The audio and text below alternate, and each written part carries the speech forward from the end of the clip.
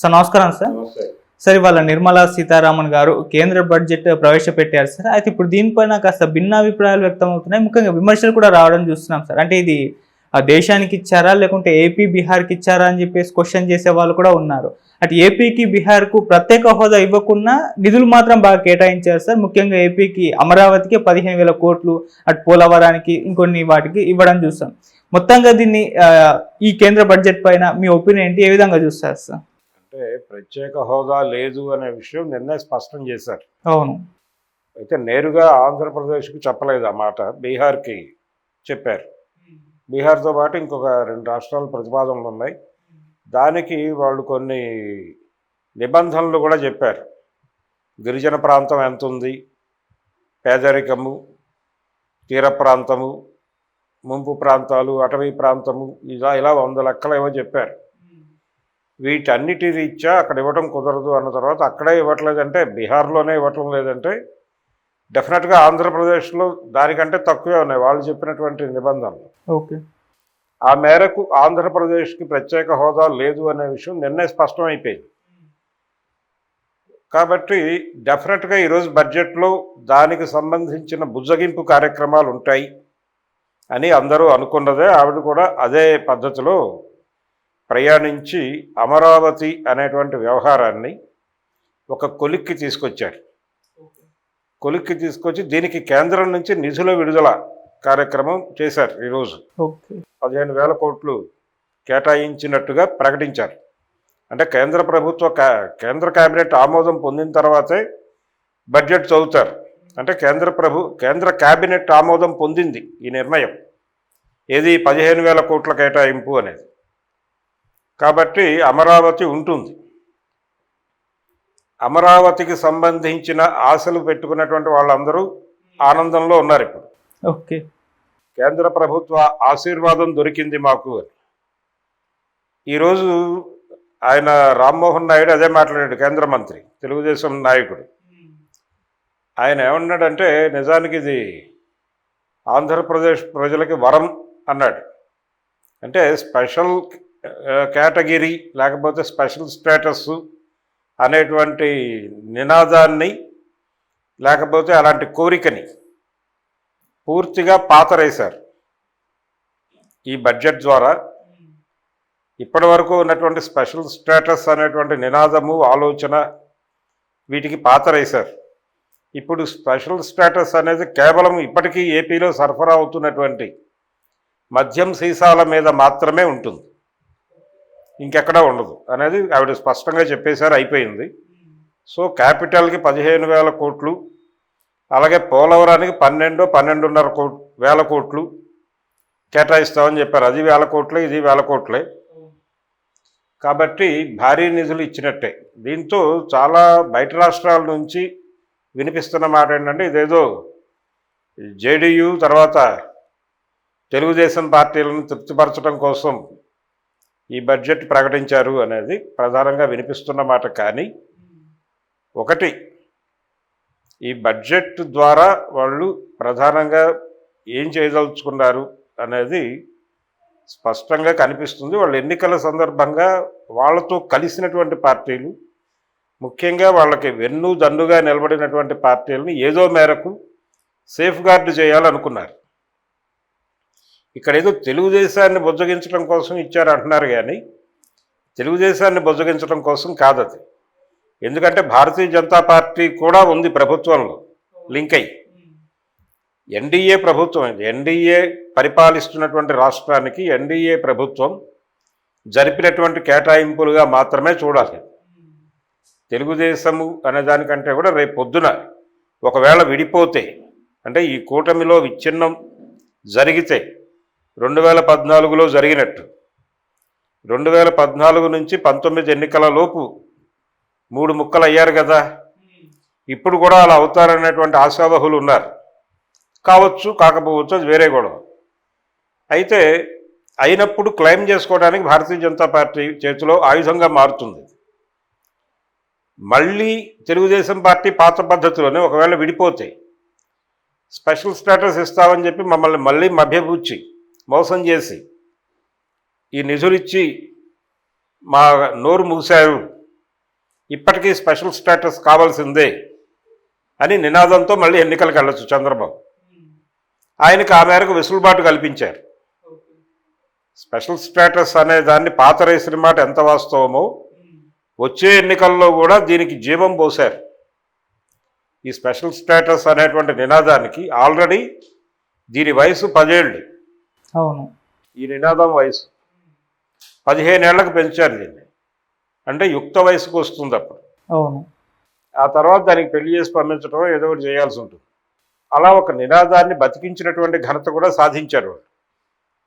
నిజానికి ఆనందమే వ్యక్తం చేశాడు రామ్మోహన్ నాయుడు. ఎక్కడా కూడా వ్యతిరేకంగా మాట్లాడలేదు. సంతృప్తి వ్యక్తం చేశాడు. ఇది నిజంగా ఈ స్థాయిలో కేటాయింపులు జరుగుతాయని మేము ఊహించలేదు, ఊహాతీతంగా జరిగింది అన్నట్టుగానే అందరూ మాట్లాడుతున్నారు. నిజానికి సంబరాలు చేసుకుంటున్నారు కూడా. ఇలా ముగిసింది స్పెషల్ స్టేటస్ అనేటువంటి స్టోరీ. తద్వారా జాతీయ స్థాయిలో విమర్శలు వస్తున్నాయి. వైసీపీ రేపు చేయబోయేటువంటి ధర్నాలో దీన్ని ప్రస్తావించే అవకాశం ఉంది. ఆల్రెడీ జగన్ అక్కడికి చేరి ఉన్నాడు. ఆయన రేపు ఈ స్పెషల్ స్టేటస్ నినాదాన్ని ఆయన చేత్తో పట్టుకుని రేపు అక్కడ ఆ నినాదం ఆధారంగానే మాట్లాడే అవకాశం ఉంది. రేపు కానీ ఆయన 2 రోజులు ఉంటాడు అక్కడ. ఉండి ఎవరో ఒక బీజేపీ నాయకుడిని కలుస్తాడు. ప్రధాని అపాయింట్మెంట్ కోసం ట్రై చేస్తున్నారు, అది ఆయన ఇవ్వడం. అమిత్ షా కూడా అనుమానాస్పదమే, ఎవరో ఒకళ్ళు కలుస్తారు. కలిసి జగన్మోహన్ రెడ్డితో మాట్లాడి ఆయన ఇచ్చేటువంటి విజ్ఞాపన పత్రం తీసుకుని ఆయన్ని ఆశీర్వదిస్తారు. ఆయన సంతృప్తితో వెనక్కి వచ్చేస్తాడు. ఫర్దర్గా ఇక్కడేం ప్రోగ్రాం ఉండదు ఆయనకి. రోజువారీ ఏదైనా ఇన్సిడెంట్ జరిగితే స్పందించడం తప్ప జగన్మోహన్ రెడ్డి గారు విడిగా ఒక ప్రోగ్రాంతో ఉన్నట్టుగా అక్కడ కనిపించట్లేదు. వ్యూహాత్మకంగా లేడు ఆయన. ఇప్పటికీ సైద్ధాంతిక గందరగోళమే ఉంది వైసీపీలో. ఇది కొంత అడ్వాంటేజ్గా మారుతోంది టీడీపీకి. ఇది ఆయన చెక్ చేసుకోవాలి. అయితే బడ్జెట్లోకి వచ్చేస్తే మళ్ళీ ఈసారి ముద్రా లోనుల పరిమితి పెంచారు. తర్వాత ఇతర సంక్షేమ పథకాలు ఉన్నాయి, కళ్యాణ ఆవాస్ యోజన ఇలాంటివి. వీటన్నిటికీ జరిపినటువంటి గతంలో ఇచ్చినటువంటి దానికంటే కూడా ఎక్కువ ఇచ్చారు. అంటే సంక్షేమానికి కూడా కొంచెం పెద్దపీట వేసాం మేమని చెప్పుకోవటం. ఎందుకు ఇలా బ్యాలెన్స్ చేసుకుంటూ వెళ్ళారు? గతంలో లాగా గత బడ్జెట్ అంటే వాళ్ళు గతంలో అధికారంలో ఉన్నప్పుడు వ్యవహరించిన తీరులో లేదు ఇది. అంటే కొంచెం వాస్తవాలు అర్థమైనాయి వాళ్ళకి. సమతుల్యం పాటించాలి అనేటువంటి ఒక అభిప్రాయం బీజేపీలో కలిగింది. ఒంటెత్తు పోకడగా నడిచింది గతంలో, ఇప్పుడు అలా లేదు. అన్ని సెక్షన్స్ని ఆదరించేటువంటి పద్ధతిలోనే బడ్జెట్ కేటాయింపులు నడిచినాయి. ముద్రా లోన్స్ పెంచడం ద్వారా కొంత యూత్లో ఒక ఉత్సాహం వస్తుంది. ఎవరైనా కొత్త స్టార్టప్ కంపెనీలకి దానికి దోహదపడేలాగా దాన్ని 20 లక్షలకి పెంచారు. అది ఎవరెవరు ఎలా వినియోగించుకుంటారు అనేది వేరే గొడవ. ఈ నిధులు ఏమవుతున్నాయి అనే దాని మీద ఒక రకరకాల స్కామ్ స్టోరీస్ ఉన్నాయి. అవన్నీ పక్కన పెడితే ముందు ఆ ఏరియాలో ఒక తృప్తి, ఒక సాటిస్ఫాక్షన్ దొరికేస్తుంది. దీంతో పాటు వీళ్ళు సేకరిస్తున్నటువంటి అంటే పన్నుల ద్వారా వచ్చేటువంటి ఆదాయము ఇతర మార్గాల ద్వారా వచ్చేటువంటి ఆదాయాలతో పోలిస్తే ఖర్చులు కొంత ఎక్కువే ఉన్నాయి. ఇది లోటు బడ్జెటే. అయితే ప్రధానంగా దీనిలో డిజిన్వెస్ట్మెంట్ స్కీమ్ నుంచి వచ్చేటువంటి ఫండ్స్ ఏమిటి అనేది ఇంకా క్లారిటీ లేదు. అదొకటి చెక్ చేయాలి. ఏ మేరకు ఏ ఏరియాల్లో ఏ డిజిన్వెస్ట్మెంట్లు జరుగుతున్నాయి ఈ ఏడాదికి మాత్రమే. ఇది 5 ఏళ్ల ప్రభుత్వం, ప్రతి ఏడాది ఈ పంచాయతీ ఉంటుంది. ఒక్కొక్క బడ్జెట్లో ఒక్కొక్క పద్ధతిలో వ్యవహరిస్తారు. జిఎస్టీ నుంచి సేకరణ ఎంత, ఇవన్నీ రావాల్సి ఉంది వివరాలు.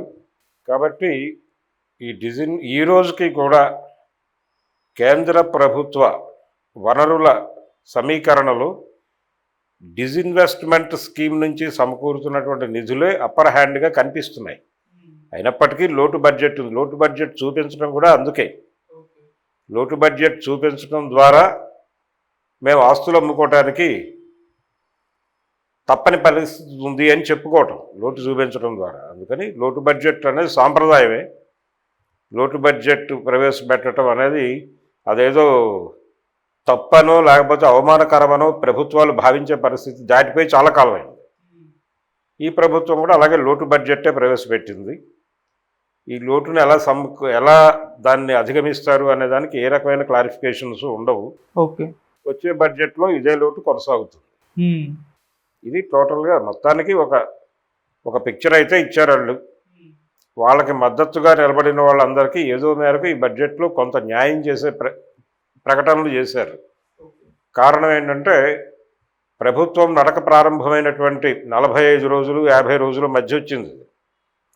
కాబట్టి ఇప్పుడే కూటమిలో భిన్నాభిప్రాయాలు భేదాభిప్రాయాలకి మొక్కలు నాటడం సబబు కాదు అన్నట్టుగానే వ్యవహరించారు. దీంతోపాటు అన్ని సెక్షన్స్ని కలుపుకుని వెళ్ళే పద్ధతిలో సంక్షేమ పథకాలకి అన్నిటికీ కేటాయింపులు బాగానే చేశారు, పెంచారు. కొంచెం జనరస్గా కనిపించేలాగా డిజైన్ చేసింది ఆవిడ. ఈ జనరాసిటీ అనేది ఏ మేరకు ప్రజలకు అందుతుంది అనేది వేరే చర్చ. బడ్జెట్ పరంగా అయితే వాళ్ళు అన్ని సెక్షన్స్ ప్రజల్ని సంతృప్తిపరచాలి అనేటువంటి ప్రోగ్రాంలో ఉన్నట్టుగా కనిపించారు. అంటే 63 సీట్లు తగ్గినటువంటి ఆ నేపథ్యం ఈ బడ్జెట్లో కొంచెం కనిపించింది. కొంచెం కనిపిస్తుందని ఆశించారు చాలామంది. కొంచెం అయితే రిఫ్లెక్ట్ అయింది. అంటే వాళ్ళ పరాభవం అనండి లేకపోతే పరాజయం అనండి, దాని తాలూకా రిఫ్లెక్షన్ ఈ బడ్జెట్ మీద స్పష్టంగా కనిపించింది. ఇది టోటల్గా బడ్జెట్ మీద. అంటే ఇది కనిపిస్తున్నటువంటి వాస్తవం. లోతుల్లోకి వెళ్తే ఇంకా చాలా దారుణాలు బయటకు రావు.